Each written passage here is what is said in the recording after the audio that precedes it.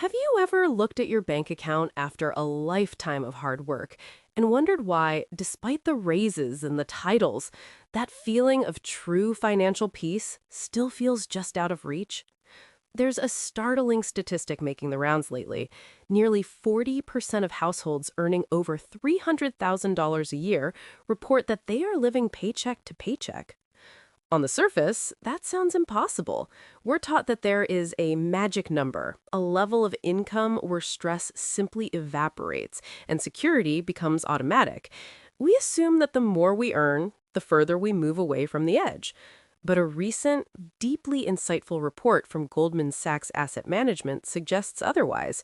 It describes a phenomenon they've called the financial vortex, and it explains why so many successful Americans feel trapped, even when they appear to be doing everything right.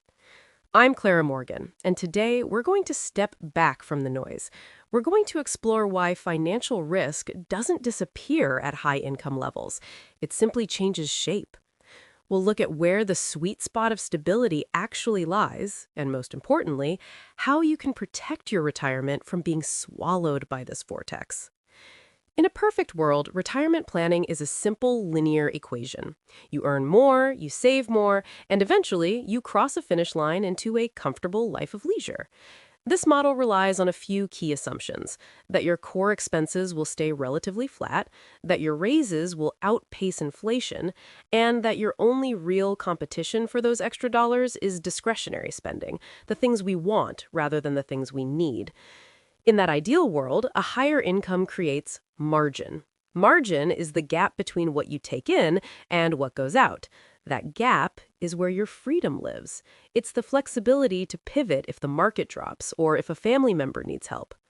However, the Goldman Sachs report identifies the financial vortex as a structural shift that destroys this margin. It's defined as a growing set of competing priorities: housing, healthcare, education, and family obligations that consume an ever-increasing share of household income. As these costs grow, they crowd out retirement savings. The vortex isn't about reckless spending. It's about how reasonable life choices eventually harden into permanent, inflexible obligations. Consider how this happens in the life of a typical professional. It rarely starts with a Ferrari or a yacht. It starts with a move to a better school district for the kids, which carries a higher mortgage and higher property taxes. Then comes the second car because the commute demands it. As your career grows, perhaps you hire a lawn service or a housekeeper to buy back some of your precious time. Then come the silent costs: higher insurance premiums to protect your growing assets, tutoring for a child struggling with math, helping an adult child with a down payment, or assisting an aging parent with the staggering cost of long-term care. None of these decisions are bad. In fact, most are driven by love and responsibility. But over a decade, these individual choices stack on top of one another. What used to be discretionary income becomes a series of fixed line items. You're not choosing to spend this money every month. Your system is demanding it. This is why a $400,000 income can suddenly feel restrictive.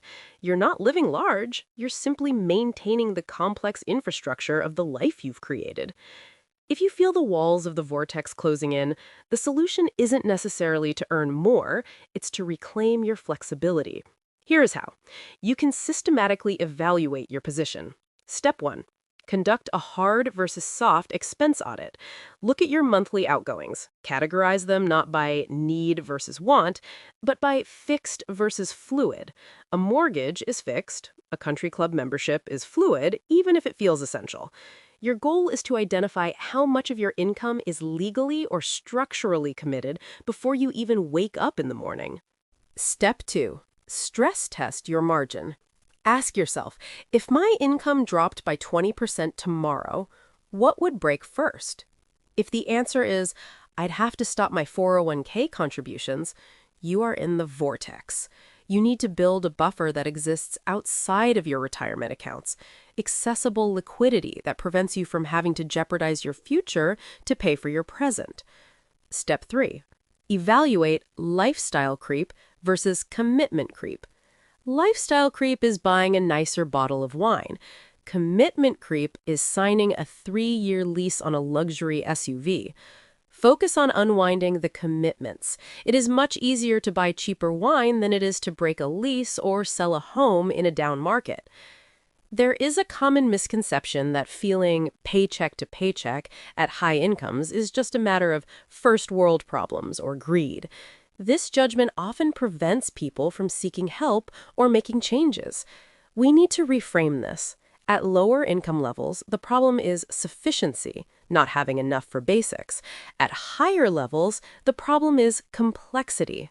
Both cause the same physiological stress. Another fear is that saving for retirement is stealing from your current life. In the vortex, retirement savings often feel like just another bill. We see people doing backdoor Roth IRAs and maxing out 401ks because they've been told they have to. While that's great for the future, if it leaves you with zero liquid cash today, it creates a fragile system. It is okay and sometimes necessary to prioritize building a flexibility fund so that your long-term investments don't become your only source of emergency cash.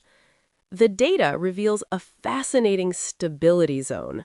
Households earning between $100,000 and $300,000 often report the highest levels of financial satisfaction and the lowest levels of paycheck-to-paycheck stress. Why? Because these incomes are high enough to cover comforts, but often low enough to avoid the complexity trap. They aren't yet pressured into the highest tax brackets or the most expensive zip codes. They have reached enough without the overhead that typically follows a $500,000 salary. To implement the lessons from the Goldman Sachs report, consider these 4 pillars. Measure flexibility, not just net worth.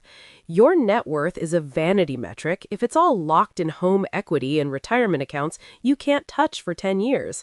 True security is measured by your liquidity ratio, how many months you can survive on cash and taxable brokerage accounts alone. Treat complexity as a cost. Every time you add a new service or subscription or obligation to your life, realize it has a psychological cost. Simplicity is a form of wealth that doesn't show up on a balance sheet, but it shows up in your sleep quality.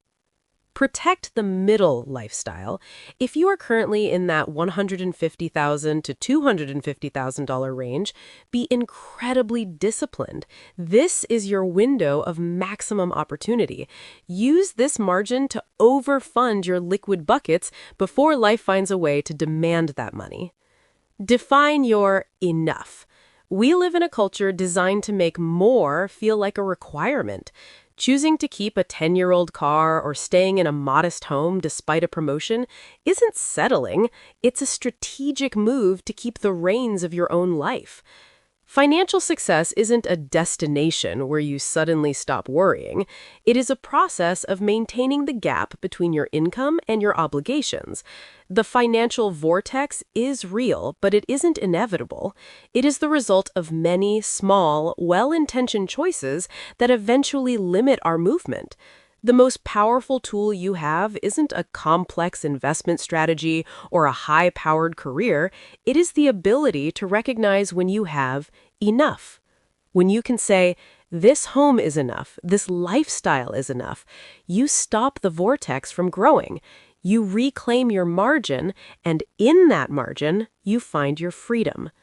The goal of all this planning isn't just to have a large number in a bank account when you're 70. It's to live a life today where your money works for you rather than you working for your money. Take a moment this week to look at your fixed obligations. Is there one thing you can simplify? Is there one commitment you can choose not to renew?